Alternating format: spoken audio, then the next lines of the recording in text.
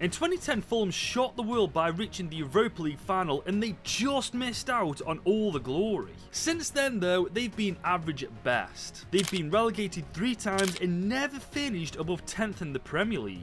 And to make things worse, they've signed Benjamin Lecomte from a relegated Montpellier. It's clear they're going nowhere, but that's where I come in. Because today I'm taking charge of this Fulham team at Craven Cottage with one objective in mind. Win them the Champions League to crown them the world's best club. Now here is the default Fulham side at the end of last season that we've inherited. Now granted it's not an amazing team, but there are certain places we can try and build it around.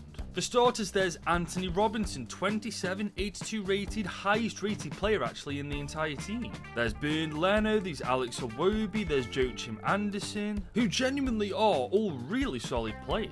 Last year stats wise though, it wasn't that good for Fulham. Raul Jimenez got 16 and 42, 13 and 35 for Muniz, 9 and 6 for Iwobi. And the worst thing is Rodrigo Muniz is on about leaving next season. So that's one issue straight away that at some point we're going to have to address. One issue we don't have to address though is the age factor of Fulham, because believe it or not guys, I was surprised at this myself, it's actually a surprisingly young side. All of our strongest players are on at least 2-year deals at this point too. So honestly, aside from Rodrigo Muniz, everything's looking up at Craven Cottage.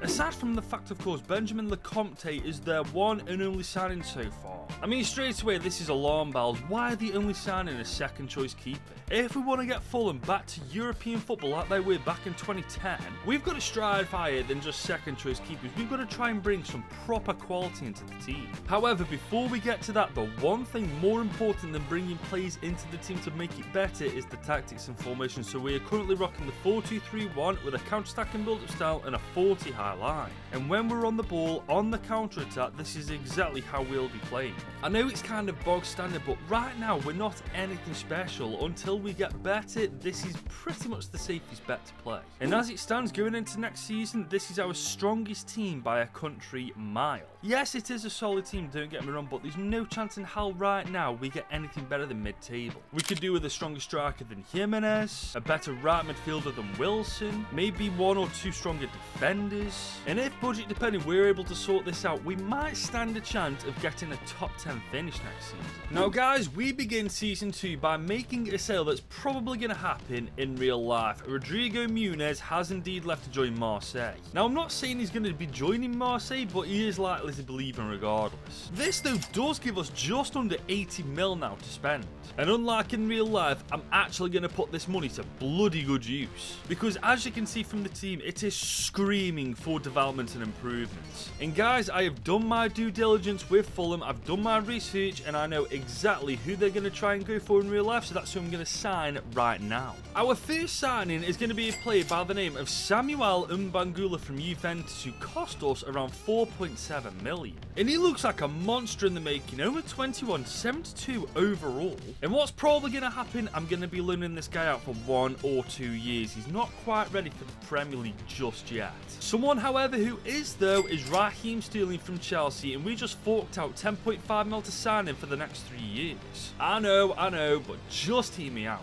He's 78 rated, still got a little bit of pace about him, he's good on the ball, and honestly, a team like Fulham could be exactly what Sterling needs to kind of revive his career a little bit. Another player that's linked to a move to them in real life is Mehdi Taremi from Inter Milan, and we forked out 12.2 mil to sign him for the next 3 years as well. Now granted his stats going down doesn't look too promising, but he's 32, he's 78 overall, and I honestly think he'll surprise us. I'm willing to bet he'll get about 15 goals this season. And finally, our most ambitious signing that may or may not happen in real life, Samuel Chukwueze from AC Milan joins us for the next 5 years on a 27.5 million transfer fee. And he could be the game changer guys, 81 overall, rapid, good on the ball, pretty skillful. And obviously the jump to AC Milan to Fulham is a little bit weird, but AC Milan aren't exactly their old selves, are they? So this does kind of make sense.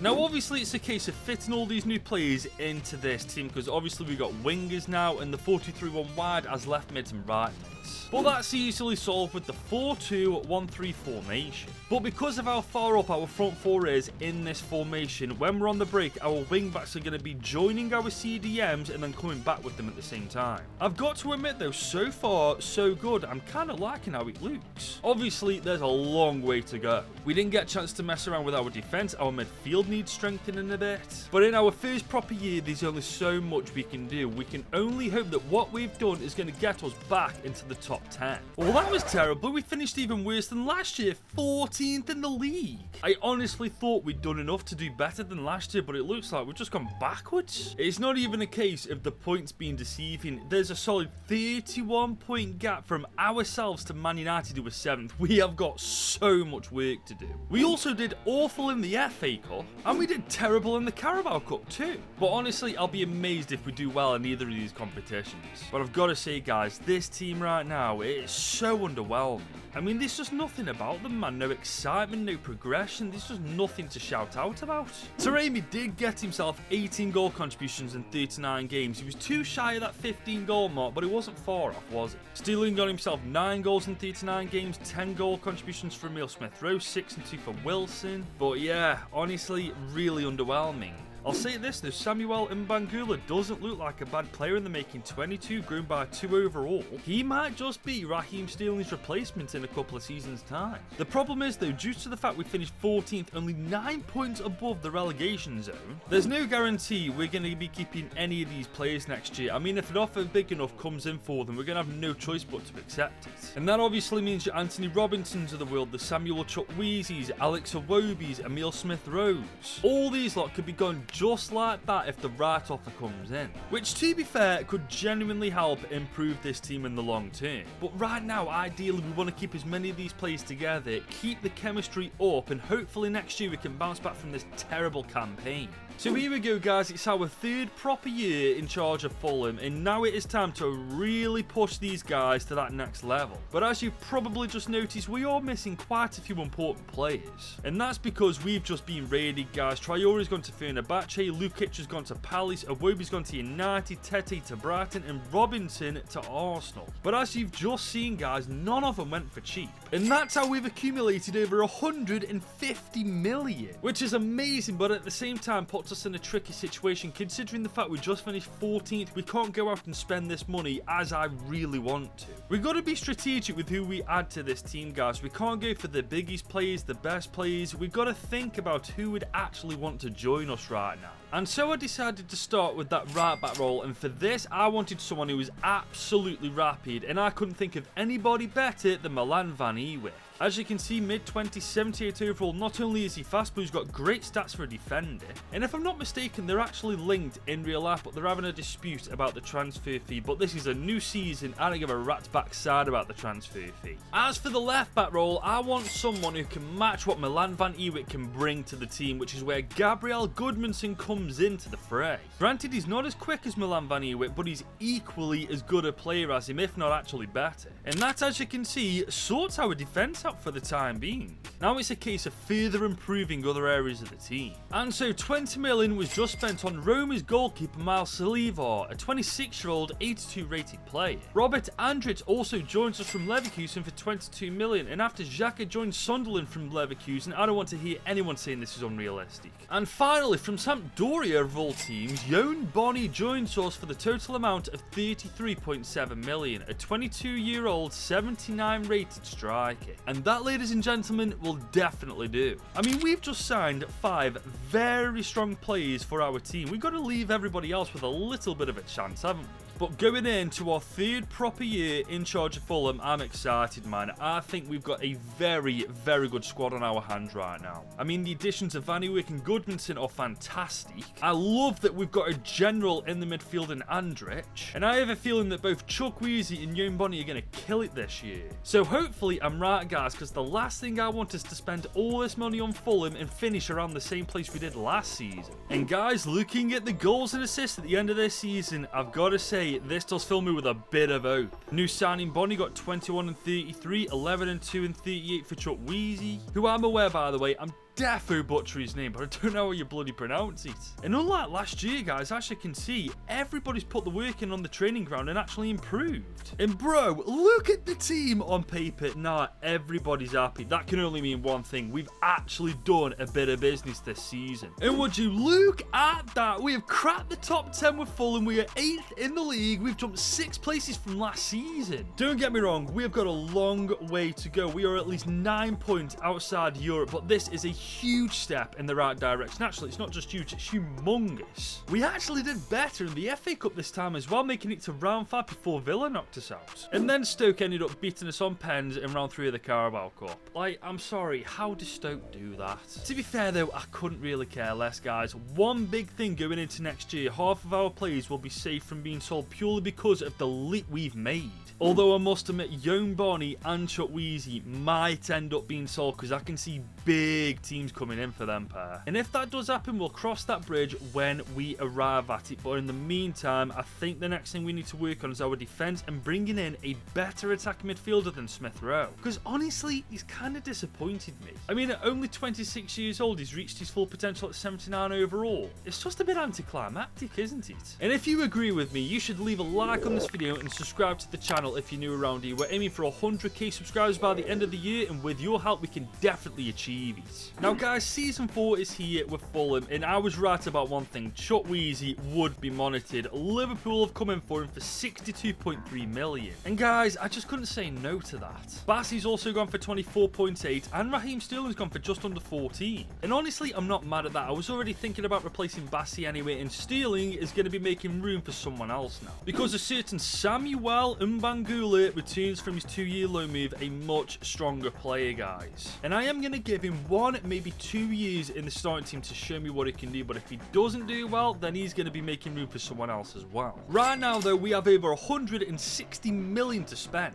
and we need to improve our defense a bit more. We need a better cam, we need a better right midfielder, maybe a better CDM. But the difference between last season to now is we'll have much more luck in signing better players purely because we finished just outside of Europe. And that's helped us sign our first major player at Craven Cottage, as Lee Kangin from PSG joins us for 37.4 million. And he frankly looks like a monster, only 26, 84 rated already with a fantastic eye for goal. And with his contract expiring, I just could not say no to this. Another player I couldn't say no to was Carney Chukwuemeka from Chelsea, as his contract was also expiring, which led us to spending only 26.5 million on him. And he is such an improvement on Emile Smith Rowe, 3 years younger, 3 ratings higher. At this point though, I just feel like I'm raiding Chelsea. Our next player though isn't from Chelsea, as French CDM Youssouf Fofana joins us from RC Lens for only 34 million. And yes, his contract was expiring too, but looking at him, I'm so glad he was. He is literally the perfect CDM. And finally, to bolster the strength of our back four, Roger Ibanez joins us from Newcastle United for 35.5 million. And that, guys, once again will do, because I think we've once again gone a bit overboard with our signings. That's 4 fantastic players we brought in. But guys, looking at the team now, I don't regret it a little bit. We have by a country mile got the best and strongest team we've had so far with Fulham. I will say though, the pressure's on Mbangula to really pull his weight because he's surrounded by serious talent right now. And incredibly, it's not just our starting team that's good, our bench is stacked too. Everything is looking up at Craven Cottage. We just need to climb that table a little bit more to get European football back for Fulham.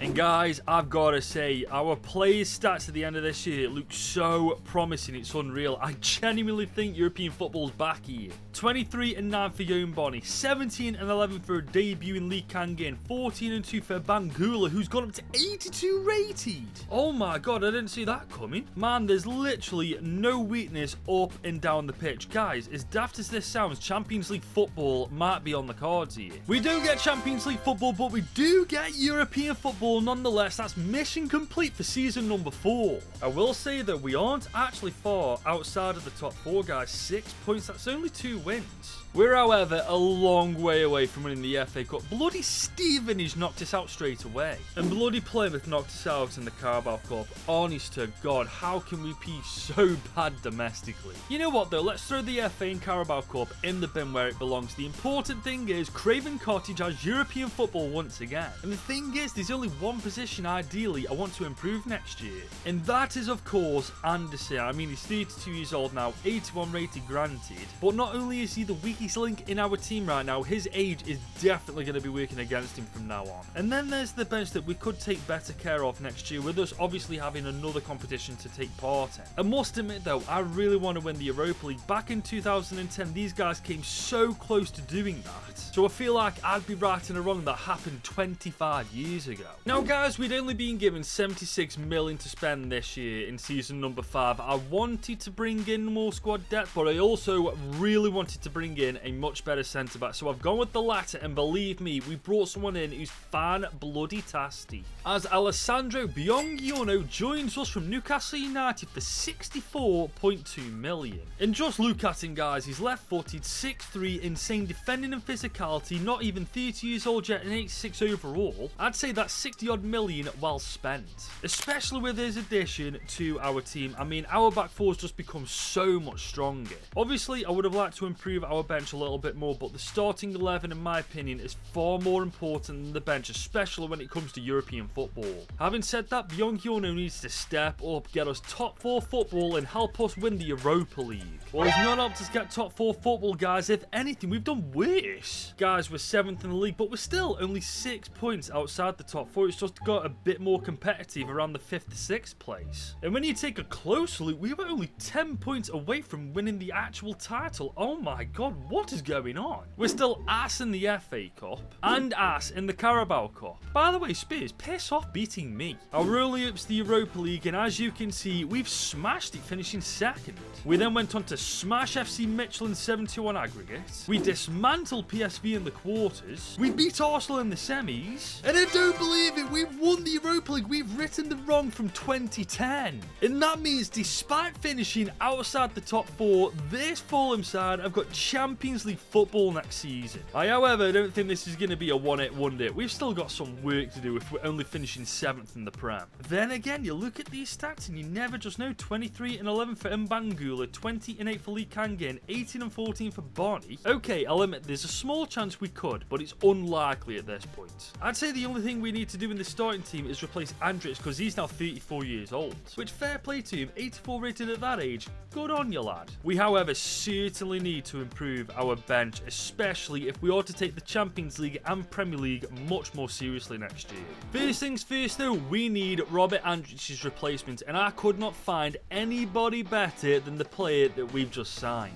As I've just spent just under 62 million on Morten Hjulmand, who is an absolute monster at 6'1", he's 30, 86 overall, and just look at the stats guys. I mean, there's a good reason why I've just signed him. And that to me guys is our starting 11 done and dusted. I mean, I truly see no reason to mess around with it any further. We need to sort our depth out now. And to be honest, we just need a second choice striker and keeper, and we are good to go here. Luckily though, I found Altar Beyundi in the free agents list, so I snapped him up for absolutely nothing. As for that second choice striker role, Argentinian talisman Facundo Dolidio joins us for 13 million. And there we go, we have our second choice keeper, our second choice striker. That is our transfer window done and dusted. And I am feeling confident about the season ahead. Obviously, I don't think we're going to win the Champions League, but we definitely aren't going to be a pushover. I'm saying the quarterfinals, maybe even the semis. One way or another though, it's going to be very interesting. Well, it has to be said, we've done far better in the Premier League, 2nd in the league, only 6 points behind City. Bloody hell, maybe one more year, maybe one more crack at it, we actually lift the title. One thing's for certain though, we aren't winning the FA Cup anytime soon, as City knock us out in round 5.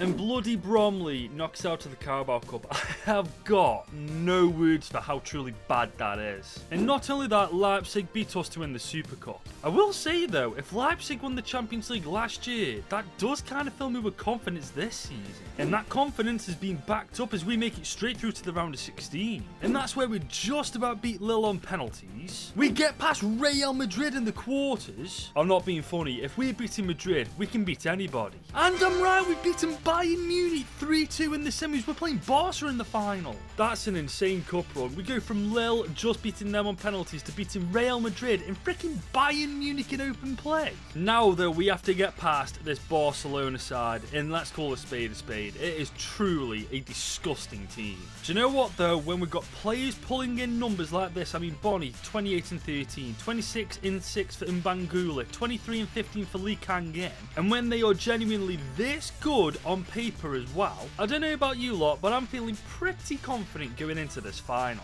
because all we've got to do is be the better team for the next 90 minutes and Fulham will become the best team in the world.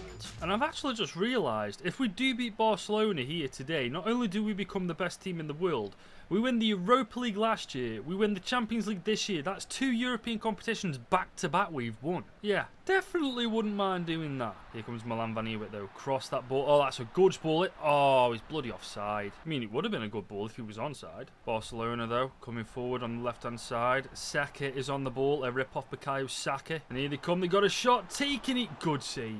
Gone short with the corner. That is good defending. Barcelona right now are dominating. We need to put a... Oh, no way. Oh, that's great. Oh, no. There's no way.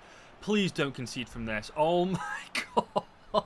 What was that? Bro, that was like pinball. Yeah, Barca are going to be no frigging joke to beat in this game, man. We've got to be on the top of our game in front of goal. Oh, here they come once again. A good save again. Bro, our keeper is legitimately keeping us alive in this game. Lee Kang-in, though. Okay, our number 9 is going to find Young Oh, that's a beautiful ball in behind. Young Bonnie. Take it all the way, lad. There you go. You beautiful man. 1-0 up we go inside half an hour. That's it. That's all we need. When we get our chances, we've got to be clinical. And that is exactly what we were. Lee Kang-in to Young Bonnie to the back of the bloody net. Lovely stuff. Now it's a case of defending it, though, because Barca have legitimately been peppering us the entire game. Here they come once again. They're trying to find... Oh, Lamine Yamal's in. That is another amazing save. Bro, how are we still in this? Barca once again. Oh, my Lord almighty. They cannot finish their bleeding dinners, can they? Fofana. Okay. Lee Kang-in. This is nice. Okay. I am looking for... Oh, that was a bit of a missed opportunity. Milan Van Ewijk, though, is not... That is not offside, ref. Get out of Barcelona's pockets, will you? I'll say this. I don't know how we haven't conceded in this first half, man. They've absolutely killed us. But it doesn't matter who has more possession, who has more chances. It just matters who puts it into the back of the net more. And right now, that is us. Lamine Yamal, though, is on the ball. Is going to find Olmo in the centre of the park. Good defending. Come on, get there. Oh, come on, man. He did the hard bit. No, don't let him score. Don't let him... Oh, that's beautiful defending. Go on, son. But Wameka. Okay, Lamine Yamal is backtracking. Bloody Nora, they want to win this game. I'm not even joking. This is the longest we've held onto the ball since, like, the first 20 minutes. Like, that's insane. He can get him, though. Can he cut inside? Yes, he has. Oh, this is beautiful. This is beautiful. Oh, it would... Oh, hang on. We still got the ball. Chukwuemeka. Oh, what a save. As daft as it sounds, I feel like we're more likely to score the next goal than Barcelona are, even though Barca are legitimately killing us. Goodmanson, okay, he fancies a little bit of a run. Look at that from Goodmanson. He's in behind. He's actually done really well here. Can he get it? Oh, what a goal that would have been. But now it's our turn to defend beyond Giorno. I mean, Lamine Yamal is double man marked here. Oh, that's a great bit. No. Oh, my God. Bro, whatever his bloody name is, he's freaking amazing goal. Bro, it's 15 minutes to go. Barca have yet to score. I do not understand how this is still 1-0 to us. Like, it doesn't make sense to me. But, boys, it might just become 2-0. No way. Young Bonnie. Oh, my God. That is the most disgusting, most undeserved goal I have ever scored. We have defended for quite literally our lives. 80 minutes of this game so far. We have had 2 opportunities and scored both. But Young Bonnie, what a goddamn striker he is, man. 2 opportunities, 2 goals. I mean, you can't ask for much more than that for your striker. I mean, if you're a Barcelona player in this team right now, you'd be so deflated. Like, all that pressure for naff all. But they've got him behind it. Oh, look at that again, man. We've just soaked up all the pressure and just being beautiful on the counter-attack. I mean, look at this. We might actually get a 30 if we play our cards right. Oh, yeah, okay, maybe not. I don't think we're going to get a 3rd goal, but it doesn't matter because we've somehow done it. Barcelona were by a country mile the better team in that game, but we come away with the 2-0 victory. Last year we won the Europa League, and this year we have won the Champions League. We might not have won much at Craven Cottage. We might not have won the FA, the Carabao. We came close to winning the Premier League, but Europe-wise, we've absolutely smashed it. I do kind of hope, though, this season coming, Fulham do spend a bit more because they need more recruitment than just freaking a second-choice keeper. I mean, they need a couple of strikers, a bit more depth for the defence. But hey, at least they've got the blueprint now from me because what I've done won Fulham the Champions League. Which means my job is done. If you have enjoyed this video and would like to see more content like it in the near future, drop it a big old thumbs up and smash that subscribe button. I'm going to take a nap now because I'm absolutely knackered for some reason, but if you want to watch another video from me right this second, click here to watch this.